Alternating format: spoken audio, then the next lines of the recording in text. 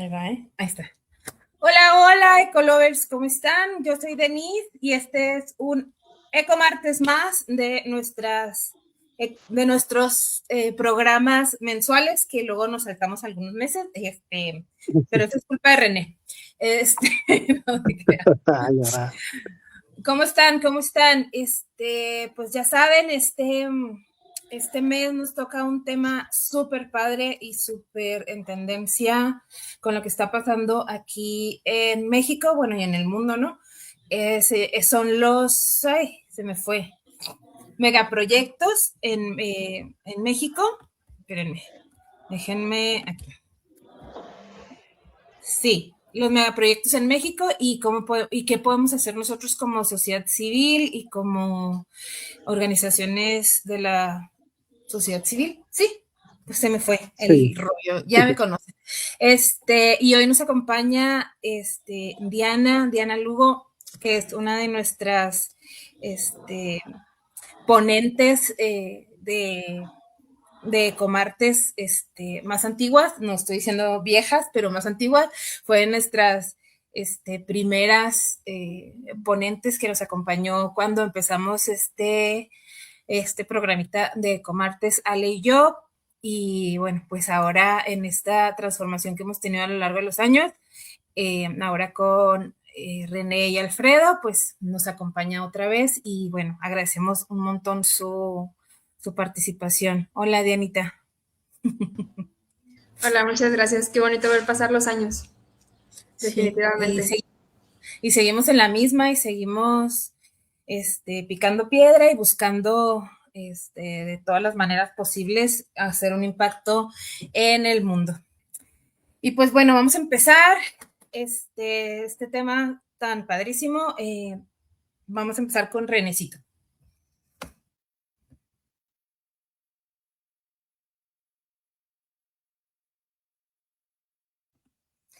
Se quedó trabado. Se quedó congelado el ¿qué? ¿Otra niño. vez? Ay, no, Ay, ya Te perdón. quedaste volvió. así. Listo. Ándale. Les comentaba que igual como ya Denise le dio la bienvenida, pero pues hay una breve reseña de nuestra invitada de lujo y de más preferencia, ¿no? En todos los espacios que tenemos. También en AUIA ahí nos encanta escucharla y invitarla. Diana Lugo pues es bióloga marina, ella es chihuahuense, pero pues ahorita nos cuentas por qué te interesa en la vida marina. Ella es vocera del colectivo de vida en la cuenca desde el 2019 y pues si algunos de ustedes la siguen en sus redes sociales, pues siempre la vemos muy activa en todo el tema de divulgación de varios proyectos, tanto aquí en Chihuahua como en Baja California Sur. Ahí siempre la vemos pues cuestionando el por qué se hacen los proyectos, analizando qué es lo que está pues mal hecho muchas veces. Y es por eso que a nosotros nos interesó que Diana pues nos acompañara para hablar sobre este tema tan importante a nivel nacional y a nivel local, que ahorita pues abarcaremos estos temas y pues también para saber qué podemos hacer nosotros como ciudadanos, a lo mejor no necesariamente siendo profesionistas y teniendo conocimientos en los temas ambientales, pero como ciudadanos podemos estar aportando de alguna manera y ahorita lo estaremos platicando más a detalle. Y pues la paso la palabra a mi amigo Alfredo Contreras. Adelante. Muchas gracias, René. Muchas gracias, Denise. Y gracias, Diana, por acompañarnos en esta nueva sesión del Ecomartes. Y bueno, como bien mencionaba Denise, el tema que vamos a tratar hoy se trata sobre los diferentes megaproyectos que hay en nuestro país. Y aquí hay que tener mucho cuidado cuando hablamos de megaproyectos. Pues primero que nada, como definir qué es, sobre todo por la cuestión del alcance que tiene. En nuestro país, muchas veces cuando uno piensa en el progreso, es un poquito abstracto el qué entendemos por progreso. El Papa Francisco, el Papa que estaba antes, que falleció, escribió una encíclica que se llama Laudato Si. La Laudato Si se trata de una manera en la que podemos cuidar nuestra casa común, que es el medio ambiente. Y en esta encíclica el Papa definía el progreso, bueno, más bien cuestionaba la definición de progreso. ¿En qué significa progreso? Realmente lo podemos medir como un crecimiento económico, como avance tecnológico, o como qué tanta infraestructura desarrollamos, o más bien, ¿cómo lo podríamos redefinir? Si como respetar la naturaleza, proteger la dignidad de las personas, garantizar el bienestar de las generaciones futuras. Es medio abstracto porque, bueno, sabemos bien el tipo de sociedad en la que vivimos, una sociedad de consumo, una sociedad de producción y de consumo, en la que a veces pensamos que el que más tiene, el que más acumula, ese es el que más progreso tiene, el que más va aventajando a los demás. Entonces, normalmente los países, las economías lo que buscan es desarrollar sus actividades económicas, sus actividades industriales, y para esto buscan el tener diferentes tipos de proyectos, diferentes tipos de negocios, de industrias, y normalmente vienen países de, bueno, industrias, empresas de otros países a querer establecer en nuestro país, en nuestro territorio, por diversas cuestiones, sus actividades económicas, como puede ser la mano de obra con la que tenemos aquí, los recursos naturales que tenemos, nuestra posición geográfica tan privilegiada. Como bien decían, una anécdota histórica que es un personaje histórico, que decíamos que pobrecito de México, tan lejos de Dios y tan cerca de Estados Unidos, a veces eso puede ser un privilegio y una maldición. Pero bueno, esos países, esas empresas que vienen del extranjero y a veces también las empresas aquí locales buscan generar, establecer sus empresas, sus industrias aquí en nuestro país debido a la nula aplicación de la normatividad, de todas esas condiciones que les platicaba hace rato, y nos venden mucho la promesa de que estos megaproyectos van a generar empleo, van a generar derrama económica, y en algunas ocasiones sí, eso es parte de, pero no nos muestran también la otra cara de la moneda, todos los impactos ambientales que se van a generar, todo lo que va a quedar después de que esos megaproyectos se retiren, qué es lo que va a pasar con las comunidades, qué es lo que va a pasar con la biodiversidad que se desarrolla sobre un ecosistema. Aquí en nuestro país, bueno, a lo mejor la gente que nos ve, que nos sigue, conoce un poquito de los diferentes megaproyectos que se han mencionado en los últimos años, como el más reciente, la cancelación del proyecto Mahahual, que iba a ser una zona turística, un hotel de ultralujo, que tú puedes decir, bueno, pues a lo mejor sí va a generar ciertos empleos en la construcción, pero ¿a costa de qué? A costa de devastar el ecosistema que está ahí en una zona costera, a lo mejor una zona de manglar, que los manglares son súper importantísimos, a lo mejor iba a generar empleos y iba a generar una cierta rama económica, pero ¿para quién? Para el pueblo común, pues no creo que vaya a generar tanta atracción. A lo mejor para otro tipo de escalafón socioeconómico. Y hay otros megaproyectos, como el proyecto Saguaro, como la planta de amoníaco en Topolobampo, y no tenemos que quedarnos con la idea de que es inversión, qué bueno que va a haber inversión, sino también hay que reflexionar sobre qué es lo que las dos caras de la moneda ofrecen, tanto los aspectos positivos como los aspectos negativos. Y ahí es donde nosotros como sociedad civil, como parte del pueblo, tenemos que sopesar esas dos partes y ver qué tan de acuerdo estamos o no con un proyecto. Afortunadamente no todo es la narrativa que nos cuentan las empresas, sino también hay defensores del medio ambiente, hay colectivos que nos dicen, mira, también estos impactos se van a generar para que los tengas en consideración. Y es de la manera en la que el pueblo, a través de estas organizaciones, a través de estos colectivos, levanta la mano, alza la voz y puede dar su opinión. De tal manera que, por ejemplo, ahora con lo de Mahahual, pues se logró la cancelación del proyecto porque por más que lo buscaban, no se le dio así como que el gran beneficio para la sociedad.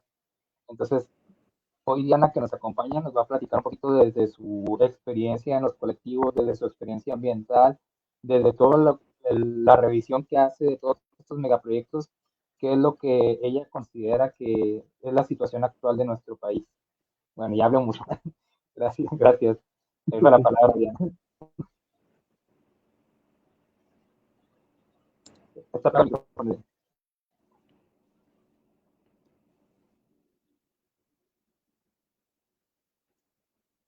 Perdone.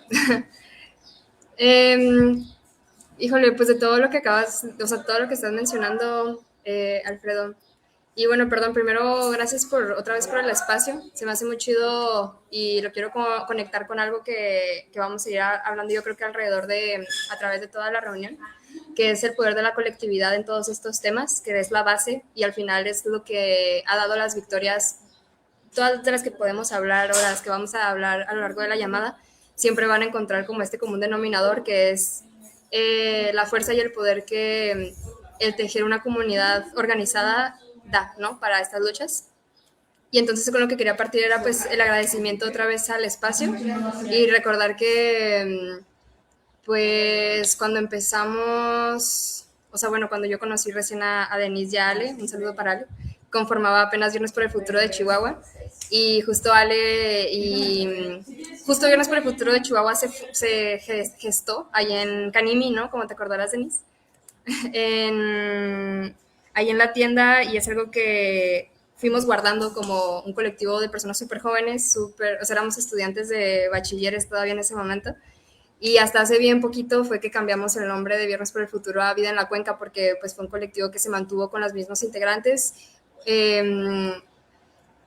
Nuevas compañeras fueron añadiéndose, y cuando aterrizamos como la lucha mucho más a lo local y nos desprendimos de la agenda internacional que era de Viernes por el Futuro, o de Viernes, sí, o de Fridays for Future, pues fue que ya en una adaptación local de Chihuahua fue que adoptamos el nombre de Vida en la Cuenca, haciendo particular énfasis como en todos los problemas que afectan a la cuenca del río Chubíscar, al agua, a los ecosistemas, todo esto por la especulación inmobiliaria y los problemas que más se viven en Chihuahua a nivel ciudad, ¿no?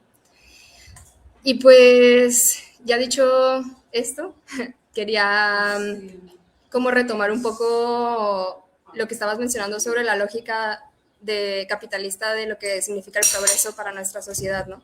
Y cómo este concepto de progreso es usado como para legitimar todos estos proyectos que luego vemos. Yo he visto, pues a lo largo del tiempo, que es difícil como resignificar el concepto de progreso cuando ya de inicio se generó como para dar a entender que va a haber como una especie de cambio en infraestructura de las comunidades, de los territorios, las ciudades, los países, etcétera, de los territorios, como un cambio en infraestructura, en estatus socioeconómico. De ahí nacen también como las cogniciones que tenemos de lo que es un primer o tercer mundo, que básicamente es verlo desde ciertos ojos, desde los ojos que solo ven esta parte productiva. Creo que la palabra de progreso tiene como muy arraigada que en naturaleza siempre va a ser eso, como siempre ver un potencial de crecimiento hacia la misma línea, como que creo que, o sea, lo que quiero llegar es que quienes usan ese lenguaje solo lo van a ver de esa misma manera, y como que no hay tanta manera de resignificar la palabra progreso, porque al final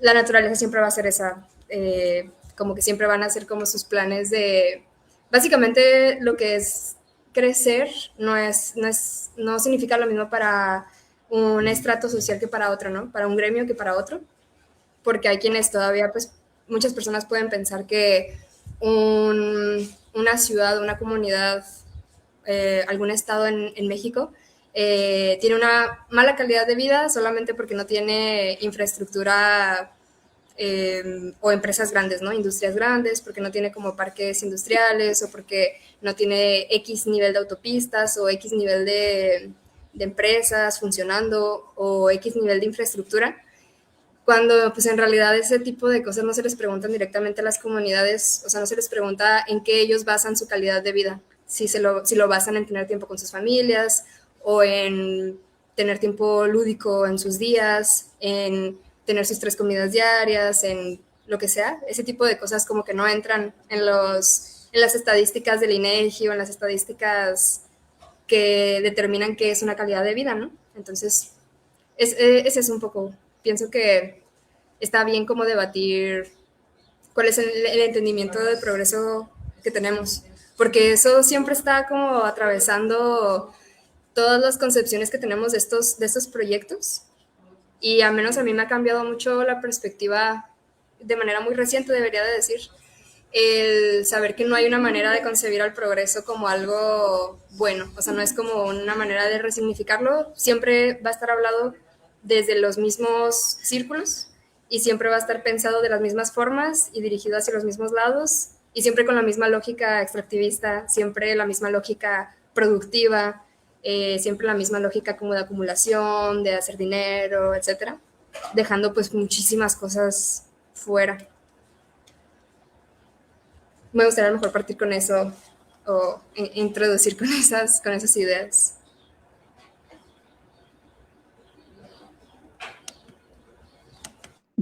Yo creo que sí estoy muy de acuerdo con el concepto que tenemos de progreso, la gran mayoría de las personas de la sociedad. Todos pensamos que a lo mejor al tener, por ejemplo, yo tener mi propio vehículo, yo ya estoy progresando en la vida. Al tener yo mi ropa nueva todo el tiempo, el celular más nuevo, ya estoy progresando en mi vida. Entonces todos nos vamos con este pensamiento del mejor vivir y dejamos de lado este concepto de que a mí me gusta el de el buen vivir, que es lo que yo como persona necesito así, pues normalmente, o sea, a lo mejor a veces con un celular que sirva para llamadas y para entrar a redes sociales, con eso tengo, no necesito el iPhone más nuevo y más caro y no necesito endeudarme a 1000 plazos para decir que estoy progresando porque traigo el celular más nuevo, ¿no?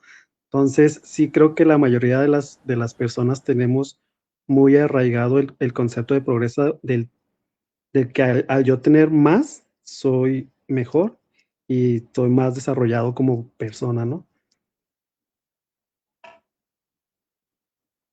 Estilo de vida que desde chiquitito, o sea, de las personas desde bien chiquitas tenemos como adoptado como el status quo, ¿no? Como el lugar al que tenemos que llegar para ser exitosos, o sea, para decir que ya cumplimos en la vida, pues, o que vamos por el buen camino, somos exitosos, exitosas.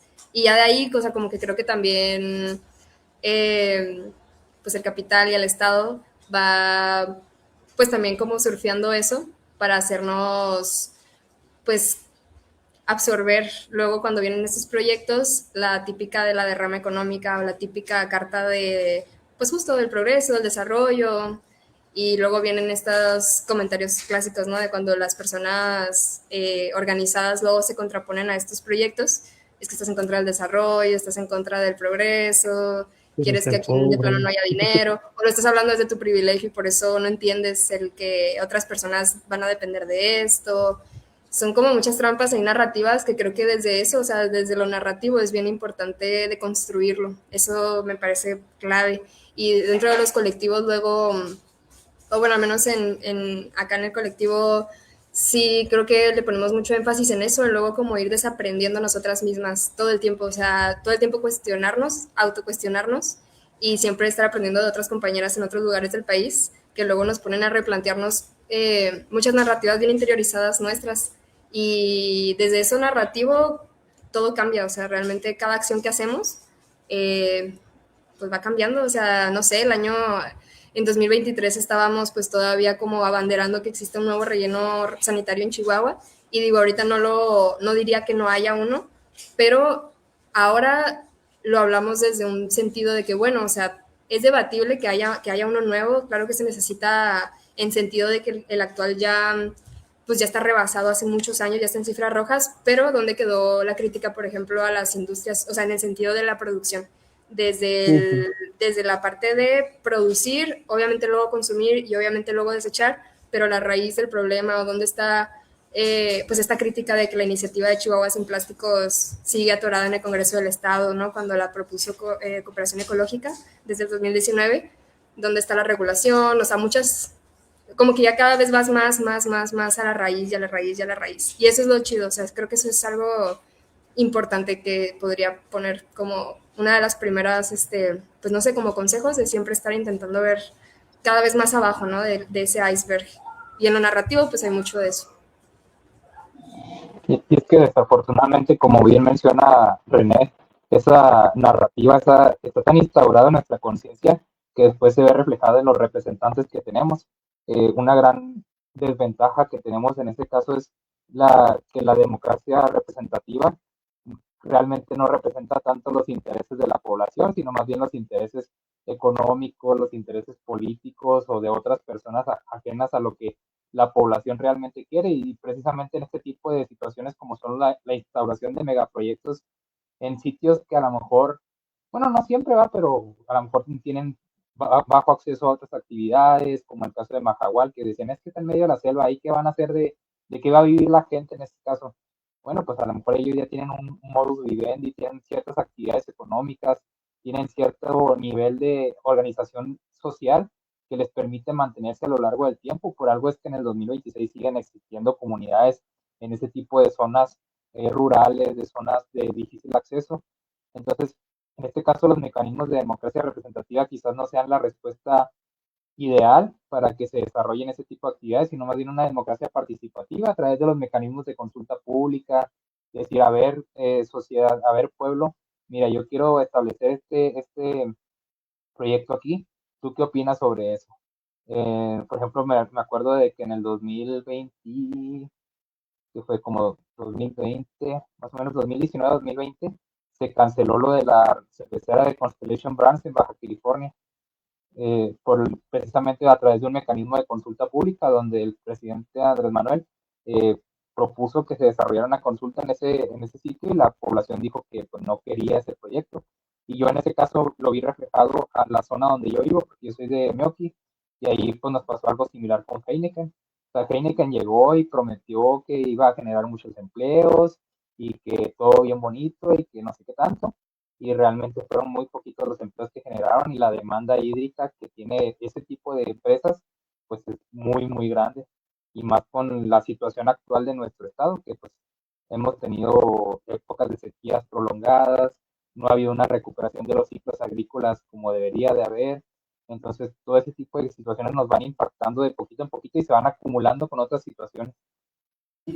Claro, y este asunto de los empleos, ¿no? Que dices tú, es que te vamos a traer progreso, o sea, tú cómo sabes que yo no tengo progreso, tú cómo sabes que yo no tengo un modo de vida, y es esto de, sí, te voy a dar un trabajo donde vas a estar esclavizado de 8 a 6, y vas a ganar el salario mínimo, vas a tener tus prestaciones, vacaciones y así, pero pues bueno, o sea, miles de los hoteles, ¿no? De estos mega proyectos de hoteles que les dan trabajo y tienen un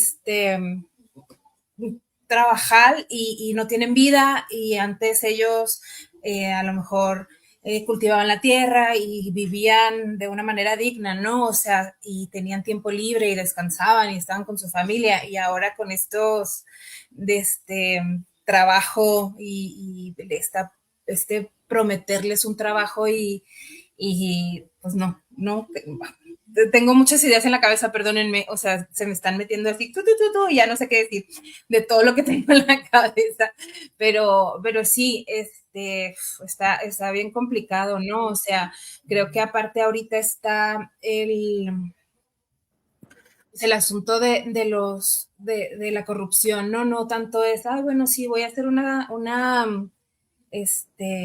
pues una consulta pública, si ya dieron los permisos, ¿no? Como habían dado los permisos para Mahahual, Mahahual, bueno, como se diga, sí, que ya habían dado permisos, de uso de suelo y todo. Y claro, qué bueno que o sea, que la gente, dijimos ni más, o sea, no se va a destruir, o sea, ¿a quién le interesa? Bueno, a muchos, ir a a la alberca y con así no me gusta, perdónenme. Híjole, sí, ya vamos a entrar como en esto de poder también, justo también cuestionar los instrumentos que el Estado provee a la gente para incidir políticamente, pues eso también no tiene que nunca, o sea, nunca tiene que faltar, al menos siempre tiene que estar presente también el entendimiento de que en muchos casos los mecanismos de participación ciudadana reconocidos por las leyes y los reglamentos, claro que han sido efectivos y en el colectivo, al menos en Vida de la Cuenca, los usamos. A las audiencias públicas municipales, las consultas públicas federales de Semarnat. De hecho, estamos tramitando, ya aceptaron, estamos esperando la respuesta como de que inicie. Va a ser la primera consulta pública en el estado federal. De hecho, luego podemos hablar de cómo nos han estado apoyando mucho en la realización de esta consulta. Pero justo en el colectivo utilizamos los mecanismos de participación ciudadana hasta donde dan, pero en el entendimiento de que a veces no dan. O sea, a veces tienen unos topes administrativos e institucionales sumamente evidentes que rayan en lo mentamadres, así de pues sí, de la corrupción y de como un Estado también fallido en ese sentido de representación, como es en el caso del Tren Maya, ¿no? Como sucedió ahí que incluso con suspensiones definitivas de juez de distrito, el proyecto sucedió y es porque fue un proyecto de Estado muy entreverado también como con órdenes militares muy fuertes, con muchísima iniciativa privada. O sea, es de los mayores ejemplos de cómo el Estado se sobrepasa. O sea, cómo hay veces en las que ya de plano lo único que queda pues es el poder de la gente, ¿no? Y del cuerpo hasta donde eso también permita. Es una charla que tenemos muy a menudo, bueno, yo tengo muy a menudo con una compañera y me gusta que exista como esta crítica. Ella no le tiene nada de pena a los instrumentos de participación ciudadana y yo entiendo exactamente por qué. Pero pienso que hasta donde el Estado permita que funcionen y también se vuelve parte de una estrategia, son cero despreciables y cero desaprovechables, pero tampoco hay que ponerles toda la fe y tampoco hay que desgastarnos en ellos cuando podemos anticiparnos a ir viendo que tal vez no van funcionando, tal vez hayan ya intereses de por medio y hay que también tener otros planes y otras estrategias. Y pues bueno, no tampoco concederle al Estado esta parte paternalista de que siempre sea la representación de la gente, porque yo ni siquiera, bueno, o sea, bueno, personalmente, ese es como un sistema de organización jerárquica con el que ni siquiera estoy de acuerdo. Que si por mí fuera no existiría, pero ya que existe, pues sí, o sea, también hay que, nunca hay que perder como la noción de que al final nos tenemos nada más a nosotras las personas. Cuando todo vale, al final pues el Estado no nos va a representar siempre. A veces hay que también como ponerle mucha fe a las estrategias alternativas de organización popular, porque eso es lo único que al final ha hecho que todos estos proyectos se hayan tumbado. Nada más. Y esa organización es diferente dependiendo de cada territorio. O sea, sí. Allá en Baja California con Constellation Brands tuvieron sus estrategias muy adecuadas a la cultura de ahí, como aquí en Baja California Sur con los muelles de megacruceros, o como igual en Chihuahua con, no sé, con BAFAR, con la defensa alrededor del río Chubíscar, así igual en Mahahual, etcétera, en Cozumel, hay muchos ejemplos, pero sí, o sea, no sé si me doy a entender como con esta diferenciación que la verdad es como un poco reciente en el colectivo tener ese entendimiento tan claro, ¿no? De hasta qué punto. Y ir ahí sopesando las estrategias y siempre estar abiertos, ¿no? A seguir aprendiendo. Yo creo que, bueno, no sé, tú, él no es la experiencia que ahí comentas y que has estado en diferentes estados, tiene mucho que ver la cultura o el cómo se considere la sociedad, ¿no? Yo a veces siento que en Chihuahua somos muy individualistas, no tendemos a trabajar en lo colectivo, como que es muy difícil. No sé si esto mismo te haya tocado en otro estado o municipio en el que hayas participado. Solo he vivido en 2 estados, en Baja California Sur y en Chihuahua. Tampoco me gustaría hablar de más. O sea, obviamente, bueno, somos parte de una red nacional y aprendemos de compañeros y compañeras de otros territorios, pero pues tampoco es como que al punto en el que yo pueda inferir de qué manera se vive eso en particular en los otros territorios, ¿no? Y sí me lo he preguntado muchas veces porque tanto Baja California Sur como La Paz siempre los he percibido como ciertos pilotos donde pareciera que es fácil. O sea, yo veo como muchos proyectos que se tiran y se tiran y se tiran y se tiran, y cuando recién, hace tal vez como 4 años, me preguntaba cuáles podrían ser las principales diferencias, pero creo que sencillamente no hay punto de comparación en sentido de que el contexto sociopolítico pues es muy diferente y tristemente en Chihuahua pues también es muy violento. Creo que hay muchas heridas en el tejido social históricas que nos han hecho ser como somos. La cercanía con Estados Unidos pues también es un peso muy importante que creo que todo el tiempo está hiriendo porque se filtra como el aspiracionismo a cierto modo de vida, hay como mucho violencia mediática, también mucha división a través de los medios de comunicación, que va haciendo como esta estratificación social, unos grupos contra otros. O sea, allá en Chihuahua pues también como que hay un constante como golpeteo de bandos políticos y tristemente pues también la presencia de la ultraderecha en Chihuahua pues también nos hiere muchísimo. No sé, al menos en Baja California Sur pues también hay muchísimo menos personas, de alguna manera creo que eso ha ayudado. Y pues la presencia de la academia también siento que eso ha influido mucho, como que la colaboración o la cooperación entre distintos gremios de la sociedad, la academia, las comunidades de base, pues la sociedad civil organizada, instituciones con buenas intenciones, pues han hecho también que ciertas cosas funcionen. Y en Chihuahua creo que pues ahí la llevamos, o sea, creo que en Chihuahua apenas nos toca aprender y motivarnos también. Creo que en Chihuahua también estamos en general como comunidad muy desmotivadas porque solo vemos caos y violencia por todos lados y eso es súper entendible. O sea, creo que nadie puede como culparnos de decir, pues, ¿para qué me levanto a esforzarme por una lucha si que va a hacer la diferencia, ¿no? Y creo que acá en Baja California Sur, pues las personas siempre tienen o sea, yo percibo que es más fácil como enlistarse en alguna causa ya teniendo la motivación de muchas otras que han venido antes y que se han logrado. Y creo que en Chihuahua el tejido social pues se va a ir fortaleciendo cada vez más y más y más conforme también vayamos creyendo en el poder que tenemos como gente organizada, no sé. Sí, pues sí. Si lo comparara como con, no sé, hablando de estrategias políticas, pues en Chihuahua apenas vamos a tener como una primera consulta pública de Semarnat y al menos en los 6 años de los que yo puedo hablar, últimos 6 años pues sí, de la vida, como que contemplar también al nivel, al tercer orden de gobierno, a la federación en estas cosas, es apenas como muy reciente. Y creo que las poquitas personas que somos como dedicándonos a esto también nos va haciendo falta estar cada vez más unidas y como el mejor entendimiento ir fortaleciendo, no sé, pues ese tejido social.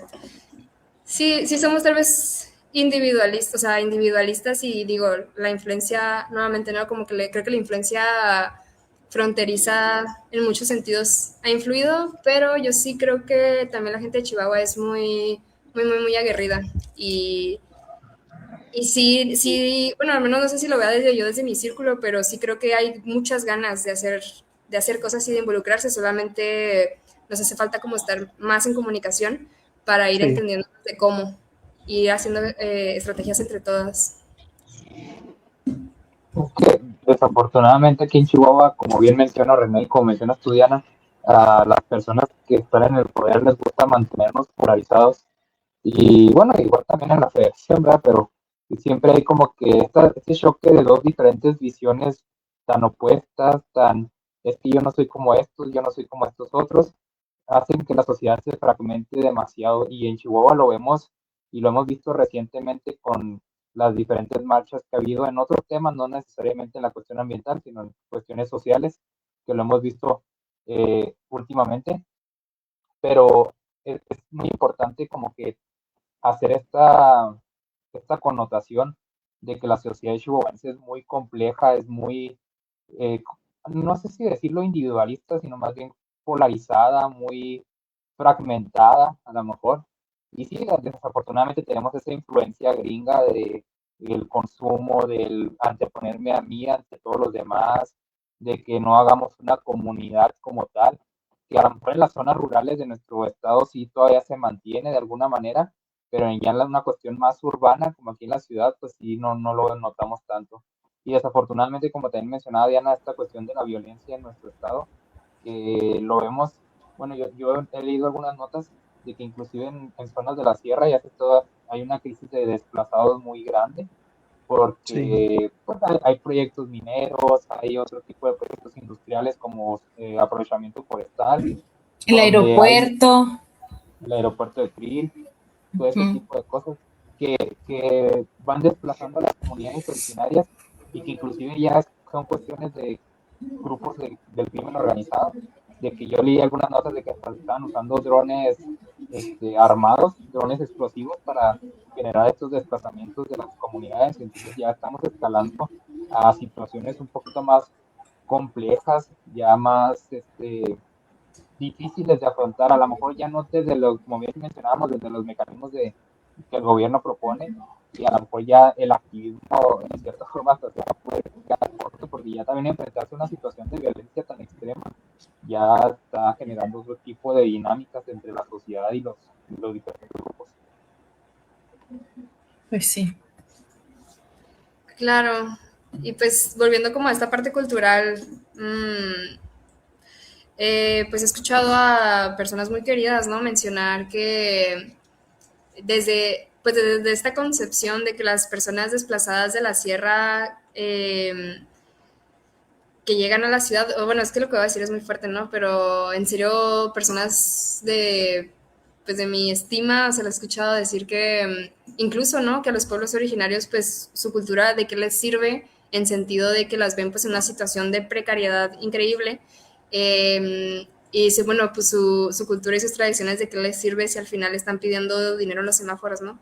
Y yo pensando así como, Dios mío, pues es que vaya, o sea, la ciudad les alcanza, ¿no? Y el que vayan a la ciudad a buscar como nuevas fuentes de ingresos no fue para nada su culpa, ¿no? Ni ellos se llevaron a esa situación en lo absoluto. Y entonces es la misma persona que pues se va a Estados Unidos a trabajar, o sea, caso real, ¿no? La misma persona que se fue a Estados Unidos pues a ganar en dólares. Y es que esa es esta misma lógica, ¿no? De qué es progreso en realidad, pues sí, desde qué ojos estamos viendo o juzgando la calidad de vida de alguien, ¿no? Bajo qué estándares, bajo qué ejes o bajo qué criterios no son los mismos. Para la lógica desarrollista, capitalista, progresista, pues son los de siempre, ¿no? Pero en realidad esas son cosas que pues no caben en el entendimiento, ¿no? Pues de esta lógica.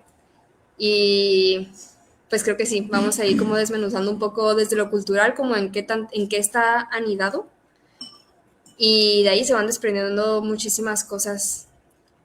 Pero pues sí, me gusta mucho que hayas usado también pues no sé, la referencia como a todo lo removido que está políticamente ahorita las cosas en Chihuahua en torno a otras luchas que al final pues son derechos humanistas, o sea, yo digo que todas las luchas son exactamente la misma, porque todas están entreveradas, obviamente tienen sus agendas políticas, es importante, es lógico que cada una tiene sus agendas políticas en lo particular, pero pues al final creo yo que para ir avanzando en este tema, en estos temas, es solo tener fijo que la lucha pues es por la vida y por el buen vivir, ¿no? Y entonces el buen vivir pues es tranquilidad, es paz, es calma, es salud, es identidad, diversidad, multiculturalidad, es tranquilidad, o sea, es felicidad, es paz, ¿no? Y entonces por eso todas las luchas son la misma y ahorita que haya como un bloque sumamente violento, unificándose de tal manera y aparte de una manera tan, no sé, pues descarada, ¿no? También tan explícito. Eso creo que neta o sea, necesitamos como reagruparnos como todas las personas que alguna vez hemos vivido algún tipo de violencia y quienes no, que empaticemos con quienes ya lo han vivido o quienes sintamos como esa conexión de compatibilidad, ¿no? Soy más similar a cierta persona que ha vivido un grado de violencia que yo nunca he vivido y que tal vez nunca voy a vivir, pero soy más parecida a esa persona que a un multimillonario, ¿no? O sea, por muchas razones. Pero entonces como que también esa conformación organizada del bloque que es la ofensiva, necesita, o sea, amerita que la defensiva, o sea, quienes no atacamos, pero nos defendemos, pues justo, o sea, estemos cada vez más unidas, aunque ni siquiera necesitamos caernos bien. Definitivamente no necesitamos ser amigos ni amigas, ni siquiera caernos bien. O sea, solo necesitamos identificar el enemigo común. Y esa parte también es como un tema bien importante en todo esto.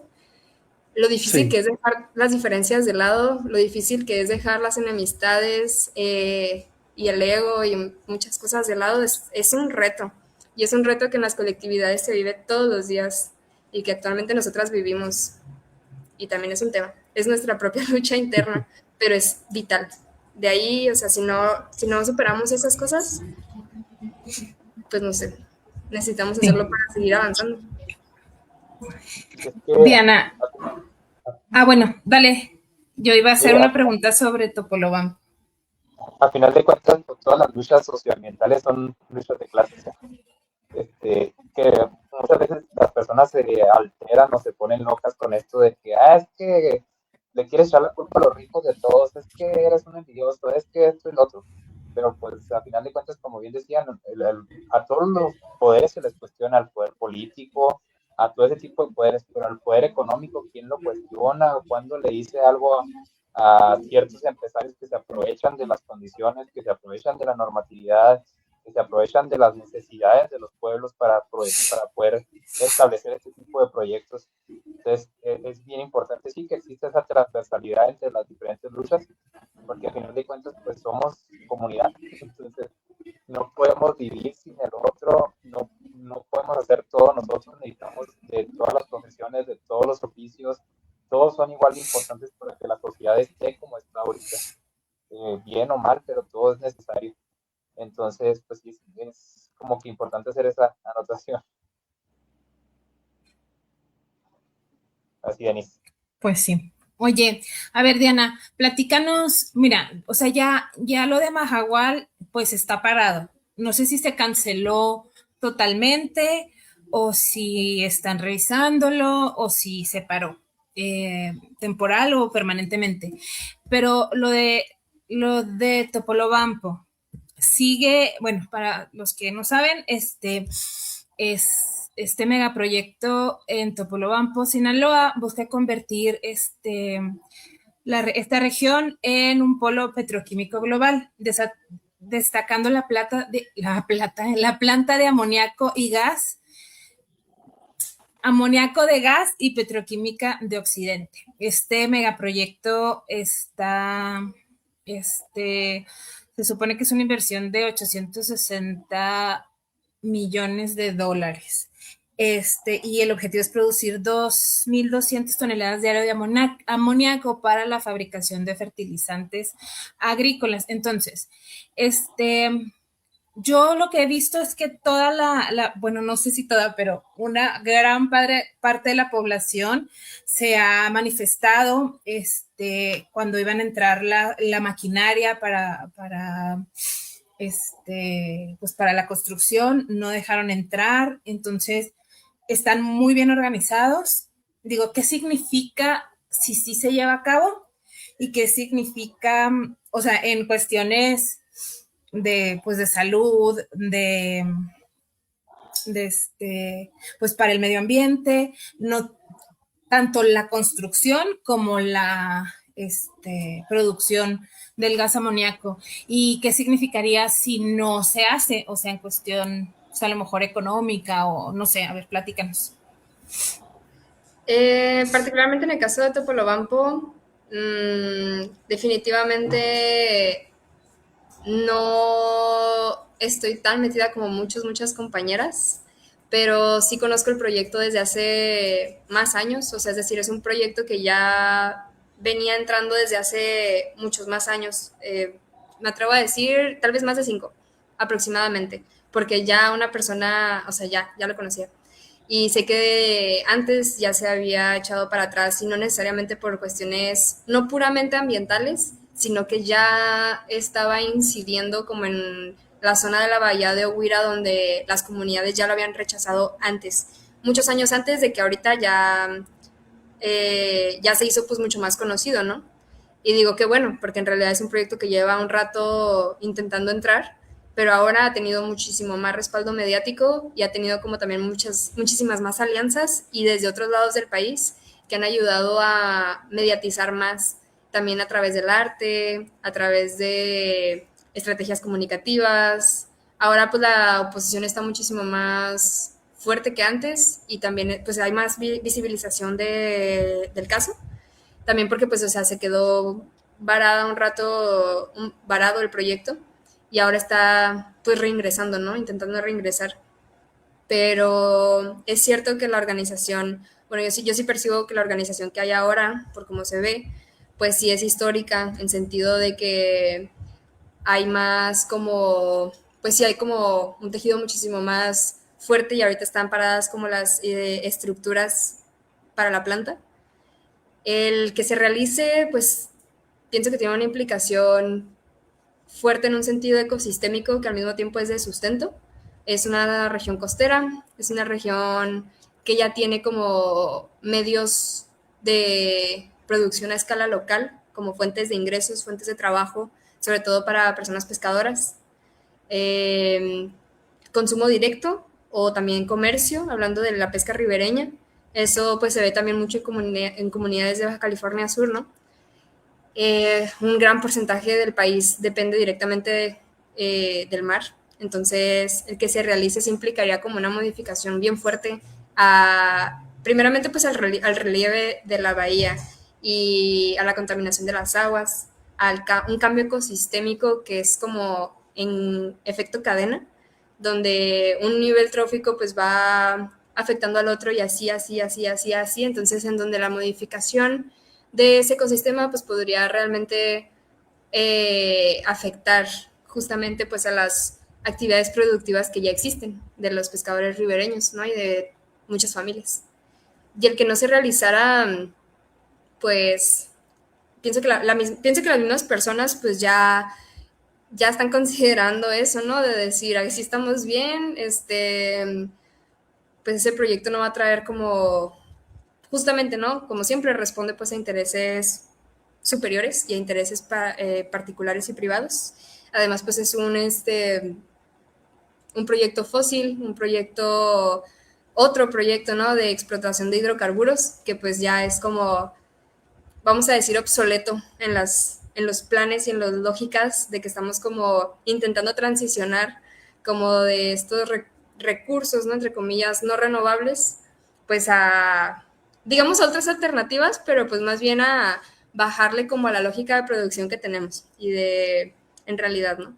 Porque no me gusta luego hablar de otras alternativas en lo energético que luego no cuestionan, pues, justo estas lógicas de sobreproducción y sobreacumulación de dinero, pero creo que me doy a entender. O sea, es un proyecto, pues que justo, creo que lo más importante es eso, saber que también ya lleva muchos años previos a lo que estamos viendo ahora de oposición de las comunidades, porque ya desde antes hay registro de que ya se habían opuesto, porque de alguna u otra manera pues les afecta en su presente inmediato y a sus fuentes de subsistencia. Y pues eso, ya ni siquiera ONGs o asociaciones civiles se fueron a la consulta pública para hablar desde la ciencia y desde los datos y desde cuántos pájaros o cuántos mangles había. O sea, las propias comunidades ya lo habían bateado desde antes porque ya veían como el inminente daño que podía tener a su estilo de vida. Eso es lo que yo sé del proyecto hasta ahora. Claro, y bueno, ahorita yo estaba pues en lo que fui revisando, ¿no? De los megaproyectos, por decir, la refinería Dos Bocas, que ahorita están teniendo un problemón con la derrama de hidrocarburos, con los olores, con los incendios, con las explosiones, se está contaminando el agua, no sé cómo plantearlo, pero en ese megaproyecto que fue la refinería no hubo, al igual que con oposición, o sea, porque por decir, sí hubo oposición con el Tren Maya, pero pues igual no sirvió de mucho, se hizo. ¿Por qué será? ¿Porque fue un proyecto federal o porque les valió o qué? Platica. La refinería.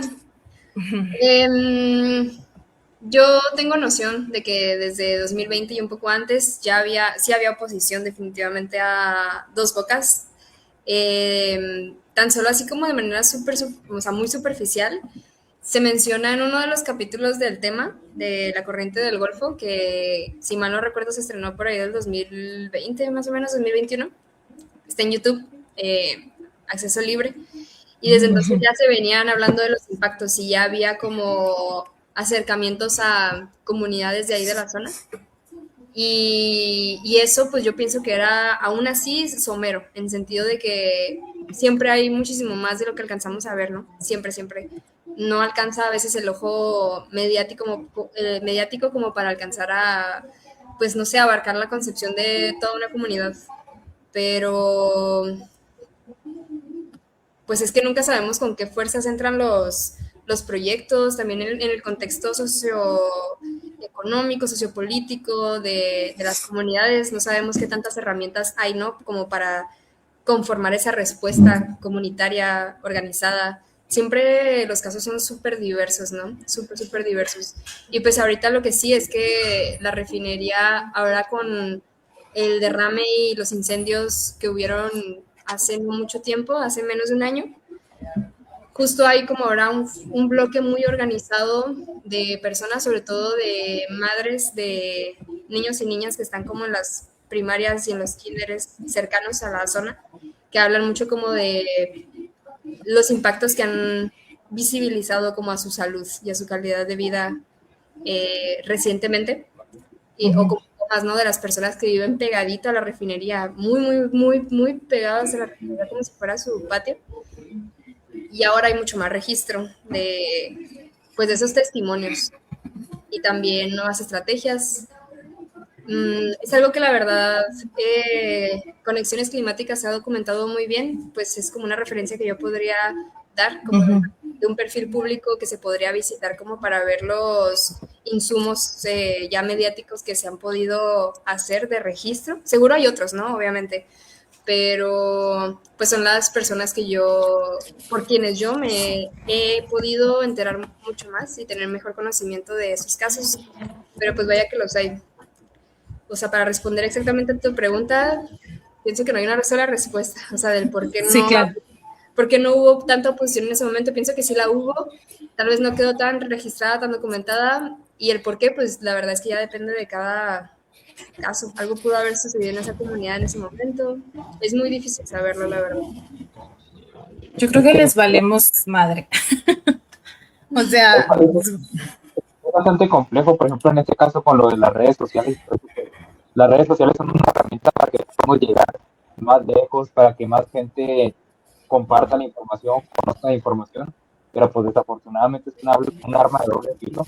Tanto como hay información buena, hay información mala, y hay quien paga mucho dinero para controlar la narrativa alrededor de ciertas cuestiones, alrededor de ciertos proyectos. Entonces a veces es bien complejo decir, bueno, pues sí, las redes sociales son el medio para llegar a más gente, pero también le está llegando un montón de información que realmente no es la ideal, la correcta, y eso poco a poco va moldeando la conciencia de la población. Entonces, por eso vemos tanta polarización, tanta división, tantos comentarios apoyando discursos muy malos y otros más cuestionando esos discursos muy malos. Entonces, es una cuestión muy compleja. Sí, claro, o sea, hace 5 años que hablábamos del Tren Maya, antes de que se pusiera como el primer, no sé, la primera piedra del proyecto, de verdad que ya nos enterábamos de cosas bien aberrantes por compañeras que estaban ahí en el territorio que no salían en los medios de comunicación. O sea, por más que ellas se esforzaran en hacerlo público, siempre había un domo mediático ahí. Y entonces eso las invisibilizaba y realmente era como muy frustrante a la distancia darnos cuenta de cómo estaban de alguna manera, cómo las estaban aislando ahí mismo. O sea, hay intereses a veces tan grandes que nos hacen desde la distancia, pues, o sea, como que nos obligan a no percibir a las comunidades que se organizan en los territorios, porque esa es la estrategia política y realmente sí existe y sí la hacen funcionar. Entonces, eso también hay que tenerlo mucho en cuenta a veces. ay, qué difícil y qué triste, ¿no? Bueno, Dianita, ahorita nos dijiste dos lugares donde podemos obtener información. Una es la Corriente del Golfo, que son como varios episodios, y la otra es Conexiones Climáticas. ¿Nos puedes pasar también, pues, tú ahorita qué estás haciendo? Platícanos, así de manera breve, pues tus redes sociales, dónde te podemos seguir, etcétera, etcétera. Sí, pues la Corriente del Golfo o sea, es la casa productora de Diego Luna y de Gal García, que en su momento pues hicieron el tema. Justo Chihuahua tiene el segundo capítulo, gira en torno al tema del agua. y son creo que 12 capítulos y es bonito ver cómo al paso de los años han ido evolucionando esas luchas cuando pues muchas personas de las que aparecen en esos capítulos siguen siendo parte de una red de personas que seguimos viendo bien, o sea, realmente en una red de cuidado, ¿no? A muchas de ellas las vi hace poco en un pues encuentro bastante afortunado, ¿no? Y muchas luchas ahí se han resuelto, ahí siguen, pues es algo que ya fue. Esa serie la verdad es que sigue siendo muy, muy buena, como pues sí, son capítulos muy cortitos y son muy dinámicos, entonces como primer acercamiento para muchas realidades a lo largo del país está muy bien. Y Conexiones Climáticas, pues es una asociación civil que nos ha ayudado mucho en Chihuahua, que básicamente es para la comunicación de la crisis, vaya, y acompañan a muchos territorios. En Chihuahua, Vida en la Cuenca, pues como ya mencionaba, pues es el remake de Viernes para el Futuro, que con mucho gusto podemos decir que hemos mantenido una conformación común hasta ahora, como también integrando muchísimos conocimientos, y así nos pueden encontrar en Instagram y en Facebook como Vida en la Cuenca. Ahorita pues tenemos proyectos que giran en torno a la conservación de la subcuenca del río Chubíscar. El río Chubíscar pues nace en el norte sur de la ciudad de Chihuahua, en la Sierra Azul, en los ojos de Chubíscar, y pues atravesando el río eventualmente pues nutre a las tres presas, o más bien las tres presas se construyeron como para represar al río, ¿verdad? Ahí en medio está el Valle de las Tres Presas, que actualmente está siendo muy urbanizado. La ciudad de Chihuahua, ahorita el mayor potencial de crecimiento, bueno, digamos, no, más bien, dicho en mejores palabras, los planes de crecimiento inmobiliario y comercial y vial actualmente están cargados a la zona del Relis, a la zona poniente sur, porque pues por el crecimiento que han estado haciendo, digamos que el norte ya no da para más, o sea, como la salida a Juárez ya tiene como este cuerno, este pichonzote enorme que cada vez sería como alejar más a los centros de población, pero pues también tristemente la zona poniente sur tiene demasiada belleza, tiene demasiada biodiversidad, tan solo las propias presas, como todos los afluentes, todo el agua superficial que tiene y toda la fauna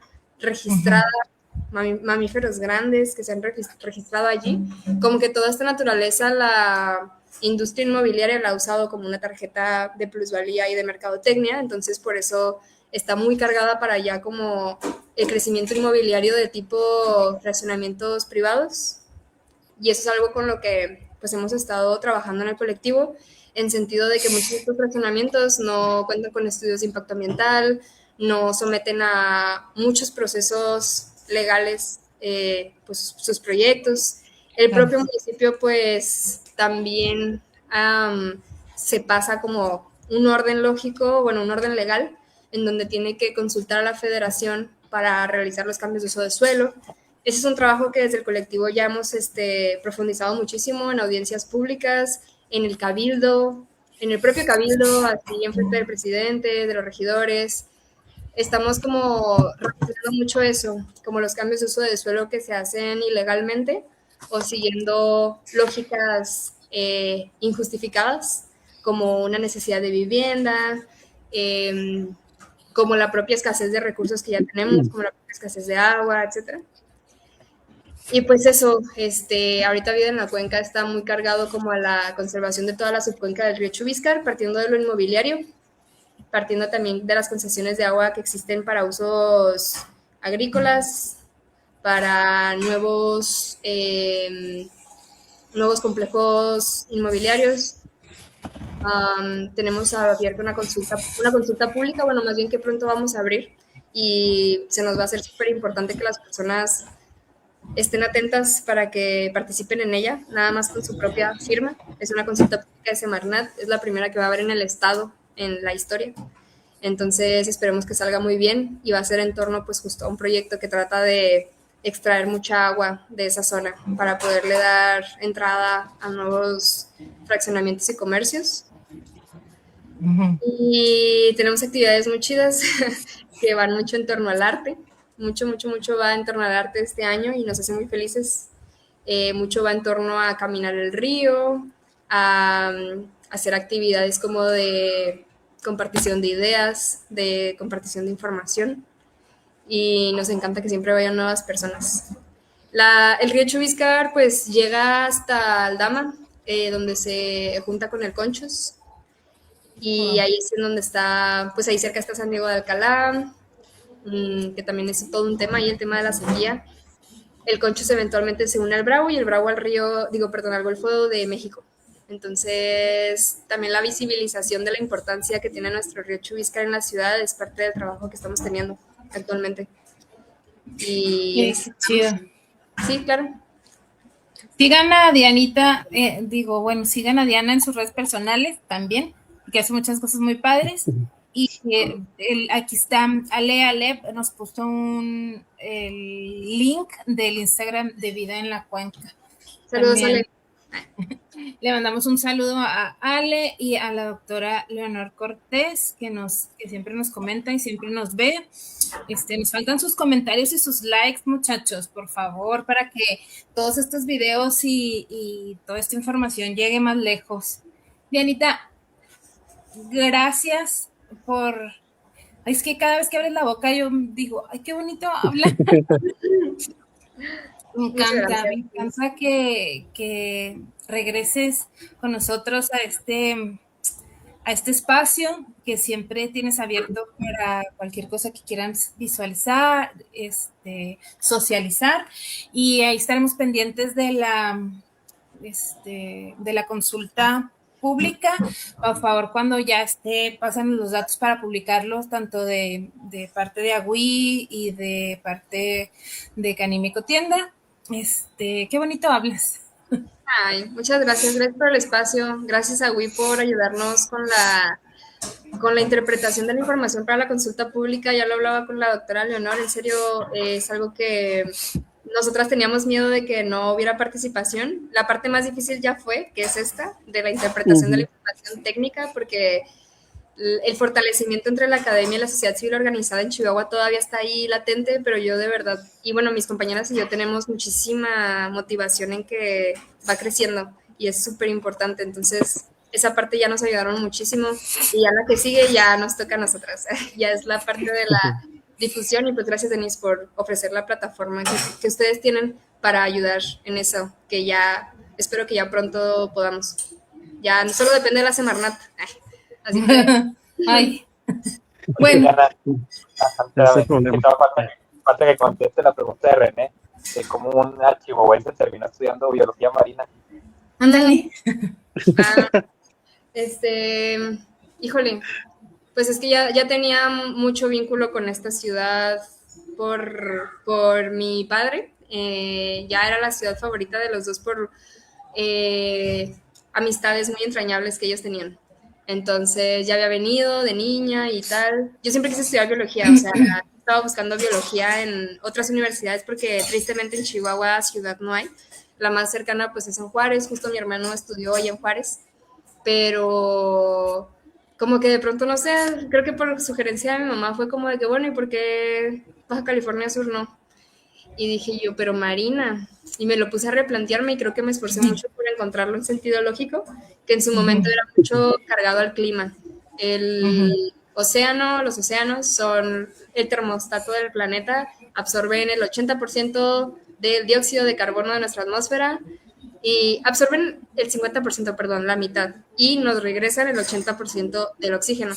Entonces, regulan el clima de una manera total, casi total, increíble. Y pues no sé, por ahí dije, yo tengo ganas de entender mejor el clima del planeta y darle por ese lado. Luego cuando lo empecé a estudiar, pues ya me di cuenta de que la cuestión climatológica y oceanográfica es mucho más complicada de lo que yo esperaba, y ya no le di por ahí, pero pues le di por los ecosistemas humedales, que tienen mucha relación con las aves, y me di cuenta de que podía también darle por ahí desde otros lados del país, porque también hay humedales interiores. En Chihuahua tenemos humedales. En Chihuahua, Chihuahua es parte del corredor biológico de las aves que vienen del norte y llegan al Pacífico mexicano. Entonces dije, excelente, esto es como mi manera de poder estar como entre las dos tierras, o básicamente en cualquier lado, ¿no? Las aves nos unen. Y de alguna manera lo logré ahí como hackear a la ambivalencia, ¿no? De los territorios. Pero sí, la verdad es que fue bastante azaroso, pero creo que fue el destino, porque fue como tenía que ser, y haber estudiado esta carrera me hizo entender muchísimas, ampliar mucho, ¿no? También dentro de la lucha, de los colectivos y todo, me hizo hacer aliados que hasta la fecha tengo de una manera bien impredecible, pero todavía seguimos acompañándonos a la distancia, y pues ampliar otras maneras de luchar también, de organizarnos, nuevas estrategias, nuevas maneras de interpretar los problemas, y es lo mejor es de las mejores decisiones que he tomado en mi vida, pero pues ahora estamos en Chihuahua otra vez, de regreso. Muy, muy conformes, la verdad. Me siento muy feliz de estar otra vez. Qué padre. Sí. Muy bien. La verdad. Gracias. Pues muchas gracias. Gracias a los tres, gracias por estar aquí siempre, gracias por darnos carrilla entre todos.